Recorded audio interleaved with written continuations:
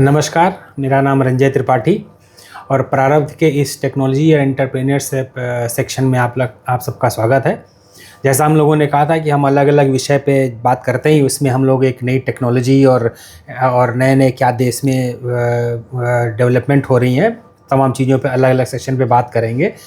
तो इस सेक्शन में हमारे साथ आज अनुज अवस्थी, जिन्होंने एक इंडिया में एक हाई टेक्नोलॉजी कंपनी बनाई है। इनकी कंपनी फर्स्ट है जिसने भारत में इलेक्ट्रोकेमिकल वर्क स्टेशन नाम का एक इंस्ट्रूमेंट इंट्रोड्यूस किया है और काफ़ी अच्छा इक्विपमेंट बना है। और जो ये इक्विपमेंट्स इनकी जर्नी क्या रही और ये कैसे आगे बढ़े, उसके बारे में हम लोग डिस्कशन करेंगे। तो अनुज जी, पहले तो आप अपना जो जर्नी है, आपने जो ये सेटअप बनाया, आपको कहाँ से मोटिवेशन मिला और आज किस स्टेज पे है, वो ज़रा हमें बताइए। नमस्कार सभी को। तो मेरा बहुत बहुत धन्यवाद त्रिपाठी जी और चैनल की टीम को।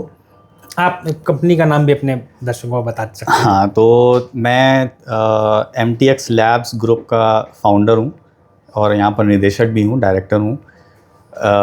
इस कंपनी की शुरुआत हमने लगभग 3 साल पहले करी, जिसमें हमने इंडिया में पहली बार पोर्टेबल और बहुत ही कॉस्ट इफ़ेक्टिव इलेक्ट्रोकेमिकल डिवाइसेस बनाने की शुरुआत करी है और आज हम इसे सक्सेसफुली कॉमर्शलाइज्ड कर चुके हैं। बहुत से इंस्टीट्यूशंस इसे यूज़ कर रहे हैं। शुरुआत की बात करें तो मैंने अपनी इस प्रोडक्ट या इनोवेशन की जर्नी IIT कानपुर से शुरू करी थी। IIT कानपुर में मैंने रिसर्च करना शुरू किया लगभग 2012-13 के आसपास, और यहाँ पे कुछ प्रोफेसर्स के साथ में उनके गाइडेंस के साथ में हमने कुछ टेक्नोलॉजीज डेवलप करी। प्रोफेसर राज गणेश पाला, प्रोफेसर श्री शिवा कुमार IIT कानपुर के केमिकल इंजीनियरिंग डिपार्टमेंट से थे, उनके गाइडेंस में हमने कुछ टेक्नोलॉजी डेवलपमेंट पे काम शुरू किए थे सन 2014 में। फिर हमने कुछ इलेक्ट्रोकेमिकल डिवाइसेस पे टेक्नोलॉजीज़ डेवलप करी। हमने एक स्टार्टअप भी किया और फिर सन 2021 में 2021 में हमने MTX लैब्स को संस्थापित किया, जिसमें हम अभी पोर्टेबल इलेक्ट्रोकेमिकल डिवाइसेस बना भी रहे हैं और इसको ना ही केवल इंडिया में हम सेल कर रहे हैं, बल्कि जिसको बोलते हैं make in India and sell globally, उसके साथ में चल रहे हैं। हमारी डिवाइसेस आज यूरोप में, USA में, साउथ अफ्रीका में, डिफरेंट कंट्रीज़ में यूज़ कर रहे हैं लोग, और बहुत ही सक्सेसफुली हम इसको मूव ऑन कर पा रहे हैं। साथ ही साथ MTX लैब्स कुछ बायो सेंसिंग डिवाइसेस पे, क्वालिटी एनालाइजर्स पे काम कर रहा है, जिसमें हम लगातार नए नए प्रोडक्ट्स को लॉन्च करके मेक इन इंडिया को आगे बढ़ाने की कोशिश कर रहे हैं। अनुज जी, जैसे जो ये इक्विपमेंट आपने बताया, थोड़ा सा एक यूसेज, ये आम जनता थोड़ी समझ ले, ये इसका यूज़ कहाँ पे है, ये कौन कौन इसका इस्तेमाल करते हैं? तो जो इलेक्ट्रोकेमिकल डिवाइस जिसको हम बोल रहे हैं, वो किसी भी तरह की इलेक्ट्रोकेमिकल रिएक्शन की एनालिसिस के काम आता है। मैं एक छोटा सा बिल्कुल सिंपल एग्जांपल लेता हूँ। जो ग्लूकोमीटर हम यूज़ करते हैं अपने घरों में, जो मेडिकल स्टोर्स में मिल जाता है, नॉर्मली डॉक्टर्स भी सजेस्ट करते हैं जब किसी पेशेंट को शुगर हो जाती है, किसी इंसान को शुगर बढ़ने लगती है उसके ब्लड में, तो ब्लड में ग्लूकोज की मात्रा नापने के लिए हम एक छोटा सा इंस्ट्रूमेंट यूज़ करते हैं, वो भी एक इलेक्ट्रोकेमिकल एनालाइज़र है। तो जब कभी उसका जो सेंसर डेवलपमेंट है वो कोई करता है, कोई मटेरियल डेवलप करता है, उसके सेंसर की टेस्टिंग करनी होती है, तो यही लैब में जब उसकी सेंसर की टेस्टिंग करते हैं उसी सेंसर की, तो इलेक्ट्रोकेमिकल एनालाइज़र यूज़ होता है, और उसी का सिंपल फॉर्म है ग्लूकोमीटर एक तरीके से। इसी तरीके से इलेक्ट्रोकेमिकल एनालाइज़र के और भी यूजेस हैं, जैसे लैबोरेटरी में heavy metal water quality testing, तो वाटर क्वालिटी टेस्टिंग का भी हम लोग यूज़ करते हैं। तो जब लैब में स्टैंडर्ड हम एनालिसिस करते हैं किसी सेंसर की, तो वो इसी इलेक्ट्रोकेमिकल एनालाइज़र के थ्रू ही होता है। तो ये एक बहुत ही किसी भी इलेक्ट्रोकेमिकल रिएक्शन की एनालिसिस और उसके सेंसर के या डिवाइस के स्टैंडर्डाइजेशन के लिए यूज़ किया जाने वाला इंस्ट्रूमेंट है। जैसे आसान तौर पे अगर हम इसको मेडिकली अगर हम समझें, तो हमारे पूरे बॉडी के अंदर में बहुत सारे इलेक्ट्रोकेमिकल रिएक्शंस होते रहते हैं और वो अलग अलग जो हैं अलग अलग रिजल्ट्स देते हैं। हाँ। तो हम उसमें कोई अगर बॉडी में एलिमेंट्स आ रही है, उसको टेस्ट करने के लिए जब हम कोई सेंसर यूज़ करते हैं, उसके ऊपर जो रिएक्शन होता है दैट इज़ इलेक्ट्रोकेमिस्ट्री। करेक्ट। ठीक है ना। अच्छा, जैसे कि आपने ये इंस्ट्रूमेंट आपने बनाया और इसको लॉन्च किया, और अब आप कह रहे हैं कि इसको हम लोग ग्लोबली कर रहे हैं। जहाँ तक मुझे आइडिया आ रहा है कि जो पर्टिकुलर इलेक्ट्रोकेमिकल वर्क स्टेशन है, जो पोटेंशियोस्टैट होता है, गैल्वेनोस्टैट बोला जाता है, जिसमें आप ओपन सर्किट पोटेंशियल तमाम तरीके के मेथड्स होते हैं जिसमें आप करते हैं, ये इंडिया में तो बनता नहीं था। ये हाँ। तो पहले जो है ये तो हम लोग लाते थे स्विट्ज़रलैंड से, फ्रांस से, जर्मनी से, चीन से भी आता था। Correct, तो आप लोगों ने इसको लॉन्च किया।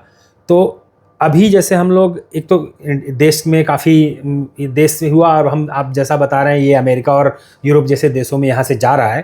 तो ये बताइए कि जो हमारे यहाँ पे जो बनाने में आप जो बना रहे हैं, और अगर यही प्रोडक्ट बाहर से आता था तो दोनों में कुछ कॉस्ट डिफरेंस भी आते थे या परफॉर्मेंस डिफरेंस भी आते थे? क्या है इसमें, क्या अंतर? कंपैरिजन करते हैं बाहर से आने वाली टेक्नोलॉजीज़ का। जब हमने इस टेक्नोलॉजी को डेवलप करना शुरू किया तो उसके बाद हमने देखा कि बाहर से आने वाली जो टेक्नोलॉजी है वो बहुत ही कॉस्टली पड़ रही है। और जब हमने इन हाउस इस टेक्नोलॉजी को डेवलप करके उसकी कॉस्ट एस्टिमेशन करी, तब हमने देखा कि ये तो 1/5 1/10 कॉस्ट वाली चीज़ है। तब हमने मार्केट में पहली बार इसको लॉन्च करके देखा और मार्केट का रिस्पांस हमें अच्छा मिला। और चूँकि इस समय की जो गवर्नमेंट है उसमें मेक इन इंडिया का प्रमोशन हो रहा था, लोगों के अंदर एक जागरूकता पैदा हो रही थी, तो लोगों ने हमारे नए बनाए हुए इंस्ट्रूमेंट को एक नया चांस दिया और हमें मार्केट में एंट्री करने का मौका मिला। बाहर की लाई हुई टेक्नोलॉजी और हमारी डेवलप की हुई टेक्नोलॉजी में 10 टाइम्स का डिफरेंस निकला, कॉस्ट वाइज निकला। फिर हमने उसको अच्छा एक प्रोडक्ट फॉर्म भी दिया और उसके बाद भी हमने उसको हाफ या 1/3 कॉस्ट पे उस इंस्ट्रूमेंट को लॉन्च भी किया है। जी, तो इसी में नीचे हम जो है अनुज जी की जो कंपनी है MTX लैब्स, उसके प्रोडक्ट और उसकी वेबसाइट की लिंक हम दे देंगे, वो आप चेक कर सकते हैं। अच्छा, ये बताइए कि आज जैसे आपने बताया कि कॉस्ट हमारी कम आ रही है, तो अगर हमारा जो फिनिश बिल्कुल प्रोडक्ट है आज की डेट में, मान लीजिए हमने हमारा जो आपका बनाया हुआ मेड इन इंडिया प्रोडक्ट है, और अगर हम यही फॉर एग्जाम्पल चाइना से या US से लाते हैं, तो क्या डिफरेंस आएगा अप्रॉक्सीमेटली परसेंट में? Final finish ready to use for the customer, मतलब अगर हम MRP की बात करते हैं तो आपका कहने का मतलब कि चाइना से अगर एक चाइना से भी कंपेयर कर सकते हैं आप, फॉर एग्जांपल US से भी कंपेयर कर सकते हैं प्राइसिंग में। आज की डेट में हमारे जो कॉम्पिटिटर ब्रांड हैं इंडिया में, तो अभी तक पोर्टेबल इंस्ट्रूमेंटेशन में कोई नहीं है। अगर हम डायरेक्ट कंपैरिजन करें तो कम से कम 3 से 4 गुने का अंतर है। अच्छा। अगर हम अपना इंस्ट्रूमेंट एक जो MTX लैब्स का पोर्टेबल पोटेंशियोस्टैट सेल करते हैं 1 लाख रुपए में, उसी के कॉम्परेटिव स्पेसिफिकेशंस के साथ जो इम्पोर्टेड इंस्ट्रूमेंट है वो कम से कम 4 लाख रुपए का आपको मिलता है। तो ये फ़ायदा है हमारे खुद की इन हाउस टेक्नोलॉजी डेवलप होने का। अच्छा अनुज जी, बताइए, जैसे आपने बताया कि आपकी जर्नी IIT कानपुर से स्टार्ट हुई है, तो क्या IIT कानपुर में ऐसी अपॉर्चुनिटीज़ है कि और भी लोग आएँ उसका फ़ायदा उठा सकें? क्या किया जाता है? कुछ आइडिया दे जिससे कि अगर जो दर्शक हमारे जो नया कुछ करना चाहते हैं वो समझ पाए, जो आपसे प्रेरणा ऐसा है कि अच्छा ठीक है अनुज जी ने IIT कानपुर में आए ये किया, तो ना ही सिर्फ IIT, अन्य IITs भी या अन्य जगह भी जहाँ पे इस टाइप के हमारे जो मेक इन इंडिया का प्रोत्साहन के लिए काम कर रहे हैं, उसमें लोग ज्वाइन होकर के कुछ ऐसे क्या अपॉर्चुनिटीज़ है जो आप कुछ आइडिया दे सकते हैं? हाँ, ये बहुत अच्छी बात है क्योंकि बहुत सारे युवा यंगस्टर्स बाहर सोचते रहते हैं कि वो कुछ नया आइडिया या नई टेक्नोलॉजी जो उनके दिमाग में प्रोसेस है कोई नया, उसको कैसे इम्प्लीमेंट करके एक बड़े बिजनेस का प्रोसेस का रूप दिया जाए। तो इसके लिए मैं सभी को बताना चाहता हूँ कि एक इंक्यूबेशन सेंटर्स आजकल बनाए जा रहे हैं और जितने भी बड़े अच्छे इंस्टीट्यूशंस हैं उनमें इंक्यूबेशन सेंटर्स बनाए जाते हैं। और उस इंक्यूबेशन सेंटर में किसी के भी छोटे से छोटे आइडिया को एक बड़ा प्रोसेस या बिजनेस तक बनाने के लिए बहुत ही सारे सुविधाएं दिए जाते हैं। तो जैसे IIT कानपुर में यहाँ पर सिडबी में हमने अपनी पहली कंपनी डाली थी, तो यहाँ पे हमें बहुत सारी फैसिलिटीज़ मिली। हम यहाँ की लैब्स को एक्सेस कर सकते थे, हमें लोगों से गाइडेंस भी मिलते थे, प्लस एक एनवायरनमेंट मिलता है जिसमें आप आसपास के लोगों से देख करके सीखते हैं। तो इन इंक्यूबेशन सेंटर्स में कंपनी को फॉर्मेशन से ले करके कंपनी में इन्वेस्टमेंट कैसे लाना है, कुछ गवर्नमेंट स्कीम्स होती हैं जिसमें आपको इन्वेस्टमेंट्स मिलता है। मैंने भी कुछ अपने आइडिया प्रेजेंट किया था जिसमें मुझे प्रिज्म जो DSIR की स्कीम है उसके थ्रू मुझे फंड्स मिले और हमने वो टेक्नोलॉजी को फर्दर डेवलप किया। तो और कई सारे लोगों को लगता है कि इंक्यूबेशन सेंटर में आने के लिए उस इंस्टीट्यूट का होना ज़रूरी, लेकिन ऐसा नहीं है। अगर आप भारत के नागरिक हैं तो आप किसी भी, स्पेसिफिकली जहां मैं जानता हूं जैसे IIT कानपुर का इंक्यूबेशन सेंटर है, वहां पर आप आकर के कोई भी पर्सन, नॉर्मल पर्सन आकर के अपना एप्लीकेशन दे सकता है। अगर उनके आइडिया में चीज़ें बेहतर हैं तो आप उसको कंपनी को इंक्यूबेट कर सकते हैं और आपको हर तरीके से मदद मिलेगी। तो ये एक बहुत ही अच्छा रास्ता है।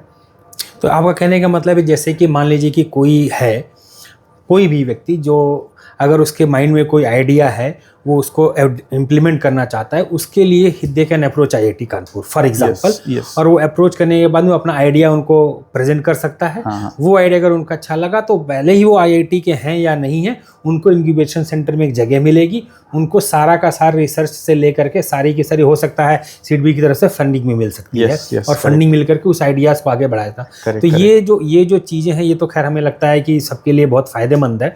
अगर आप हमारा ये देख रहे हैं चैनल तो आप जो है लोगों को बता सकते हैं कि नियरेस्ट जो भी यूनिवर्सिटी या इंस्टीट्यूट है जहाँ पे इस तरह के इंक्यूबेशन सेंटर बने हुए हैं वो आपके आइडियाज़ को आगे बढ़ाते हैं, और अगर आपका आइडियाज़ एक्सेप्टेबल आता है और आपके आइडिया में अपॉर्चुनिटी दिखती है, एक मार्केटेबिलिटी दिखती है, एक प्रोडक्ट का स्वरूप दिखता है, तो वो इंस्टीट्यूट या वो संस्थान आपको ज़रूर हेल्प करेगी हर तरह का चीज़ों का डेवलप करने के लिए।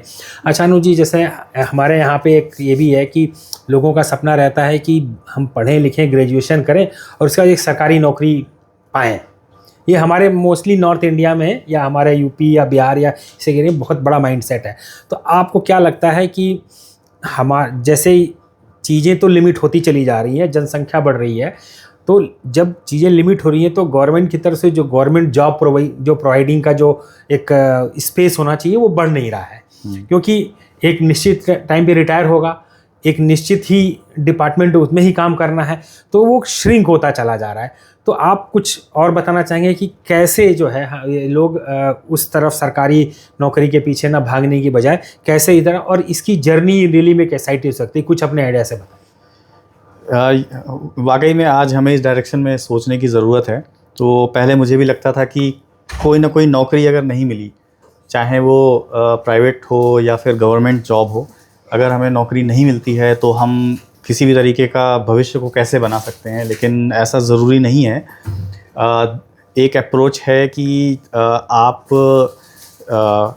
गवर्नमेंट जॉब माइंडसेट से अगर आगे नहीं बढ़ते हैं तो उसके अलावा कौन सी अपॉर्चुनिटीज़ हो सकती हैं। तो एक है बहुत ही सिंपल सी कि आप किसी भी एक ऐसी प्रॉब्लम का समाधान कर लेते हैं जो समाज में जिस प्रॉब्लम को सॉल्व करके समाज में एक इकोनॉमिक वैल्यू क्रिएट करी जा सकती है, उसका समाधान करके अगर आप कोई भी प्रोडक्ट या प्रोसेस बना लेते हैं और उसको एक बिज़नेस का स्वरूप दे सकते हैं, तो आपको गवर्नमेंट जॉब करने की ज़रूरत ना पड़ करके आप जॉब क्रिएट करने की तरफ जा सकते हैं। तो आपको केवल एक ऐसी प्रॉब्लम का समाधान करना है जो किसी इंडस्ट्री को, किसी नॉर्मल पब्लिक को, गवर्नमेंट को कि किसी प्रोसेस को आसान कर दे, और उसको आप एक बिज़नेस का स्वरूप दे दीजिए। और उन चीज़ों का रास्ता पहले शायद आसान नहीं था, आज की डेट में बहुत आसान हो चुका है। स्टार्टअप इंडिया की बहुत सारी स्कीम्स चल रही हैं जिसके थ्रू आप इस प्रोसेस में अपना चीज़ों को बढ़ा सकते हैं। तो बस यही एक बिल्कुल माइंडसेट का ही डिफरेंस होता है। थोड़ा सा रिस्क है, आप किसी भी आइडिया को, किसी भी नए प्रोसेस को इम्प्लीमेंट करके जहां आप सालों एक गवर्नमेंट जॉब की तैयारी करते थे, उससे भी कम समय में आप एक अच्छे बिजनेस को बना सकते हैं, जिससे आप जॉब ढूंढने के बजाय जॉब देना शुरू कर सकते हैं। तो हमें अनुज जी से भी एक प्रेरणा लेना चाहिए, क्योंकि अनुज जी जो है आज एक बहुत सफल कंपनी चला रहे हैं जो कि टेक्नोलॉजी फील्ड में है, जो कि एक ऐसा अल्टरनेट मेड इन इंडिया दे रहा है कि वही प्रोडक्ट अगर हम, अब जैसे उन्होंने बताया कि वही प्रोडक्ट हम कहीं बाहर से ला रहे होते तो 1 लाख का प्रोडक्ट हमको 4 लाख का आज पड़ रहा, आज वो 1 लाख में वहाँ पे प्रोवाइड कर रहे हैं। तो टेक्नोलॉजी के फील्ड में इन्होंने जॉब किया है, और ये भी कोई ऐसा नहीं है कि बहुत सारे पैसे जेब में रख करके ही कोई बिजनेस चालू किया। इन्होंने अपना आइडिया चालू किया और पढ़ाई करते हुए, रिसर्च के समय रहते हुए अपने आइडिया को जो है इम्प्लीमेंट करने का सोचा, और जिसका कारण है कि आज ये एक ऐसा प्रोडक्ट मार्केट में ला चुके हैं जो कि इंटरनेशनली जो है वो रिकॉग्नाइज्ड है। लोग यहाँ का प्रोडक्ट यूएस और यूरोप के मार्केट में यूज़ कर रहे हैं। ये हमारे लिए एक गौरव की बात है कि हाई टेक्नोलॉजी का प्रोडक्ट हमारे यहाँ का बना हुआ दूसरे देशों में जो डेवलप्ड है वो यूज़ कर रहे हैं। प्लस दूसरा जो है अनुज जी, बातचीत में आपने हम लोगों को एक और भी अच्छी बात बताई थी कि आपका प्रोडक्ट जो हमारे किसी खास प्रोग्राम में भी यूज़ होने जा रहा है। हाँ, अभी हमारा प्रोडक्ट, हम बहुत सारे एप्लीकेशन सर्च करते रहते हैं अपने प्रोडक्ट के।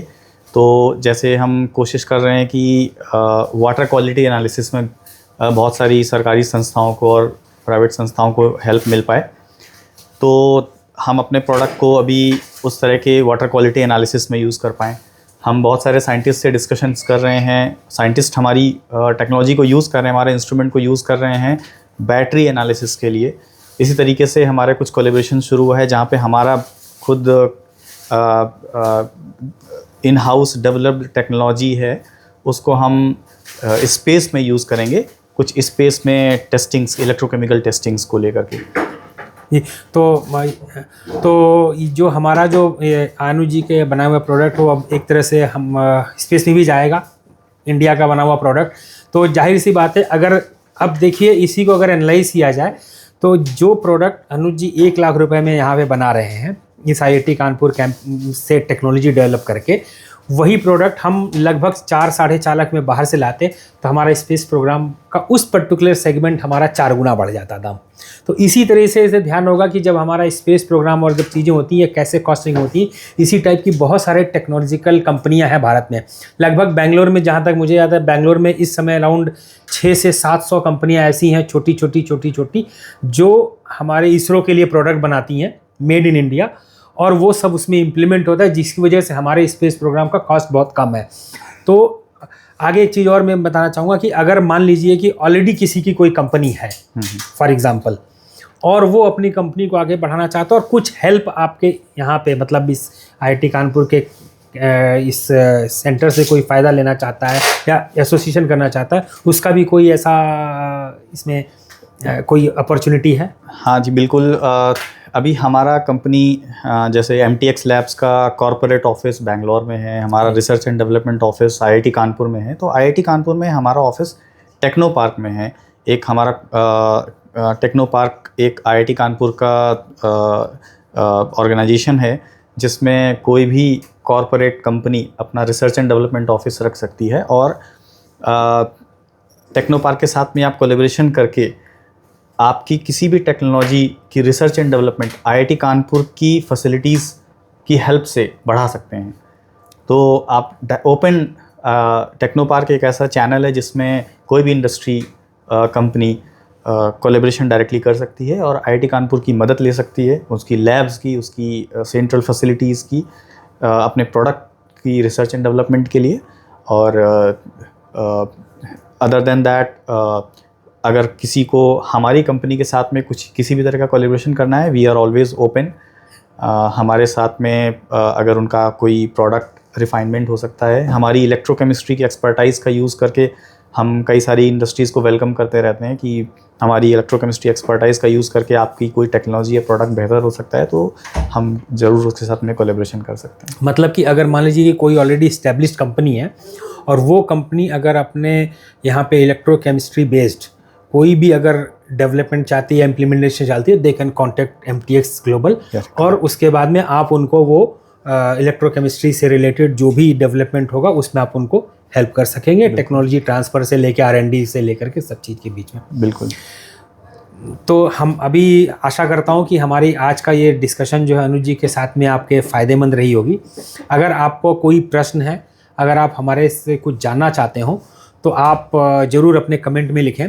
हम उस प्रश्न को अनुज जी के साथ या जो रिस्पॉन्सिबल अथॉरिटीज़ हैं उनसे डिस्कशन करके उस प्रश्न का उत्तर देना चाहेंगे। और अगर आप आगे इस इस जो भी अनुज जी ने डिस्कशन किया, जो भी यहाँ पे इंक्यूबेशन सेंटर के बारे में बताया, जो भी टेक्नो पार्क में एसोसिएशन के बारे में बताया है, अगर उसके बारे में भी कुछ जानना चाहते हो तो आप हमारे मेल आईडी पे भी लिख सकते हैं, या अनुज जी का जो कंपनी का जो वेबसाइट है या उनका ईमेल आईडी वो भी हम लोग इस वीडियो के लिंक में दे देंगे, वहाँ से आप जान सकते हैं।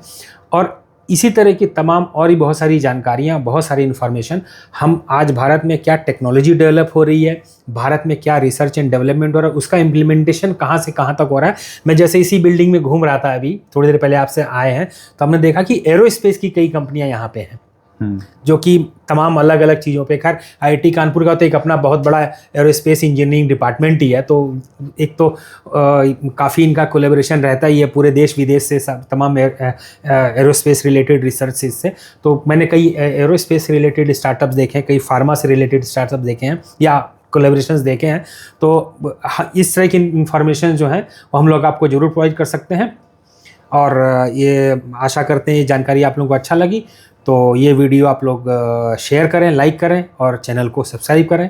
धन्यवाद। थैंक यू वेरी मच, धन्यवाद।